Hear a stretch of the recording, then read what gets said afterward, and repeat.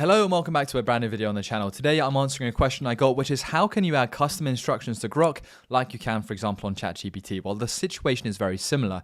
Now, custom instructions allow, for example, Grok to understand what you do and what you are aiming to achieve with the likes of using AI. So you can let it know your job, your age, what you're roughly going to be asking it for, how you want the tone of voice to be, how you want emails to be written, and also some information about your background. Massively helpful. First things first, go down to the bottom left-hand corner, sign in, or once you're signed in, you'll see your profile picture, select it, and then go to settings just above the top of that menu. On settings, you're going to see appearance, behavior, customize, and data controls. You want to select customize.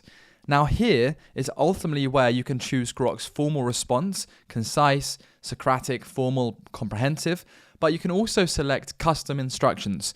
Now in the custom instructions section, what you can do is not only ask how and tell it how you want it to respond to you, but also you can let it know what you do and who you are, so that when it's then giving you responses later down the line, it can read into essentially what you are, what you do, and it will give the responses that are more tailored to you and better, and it saves you time having to let it know that, for example, you're an aspiring actor, or you have a whole list of credits right here with an IMDb link. It can just pull up those credits automatically rather than you having to get the link, paste it, and tell it. So it can tell you about YouTube channels, how many subscribers, and I put all of my information in there, such as my links, so it understands exactly what I do.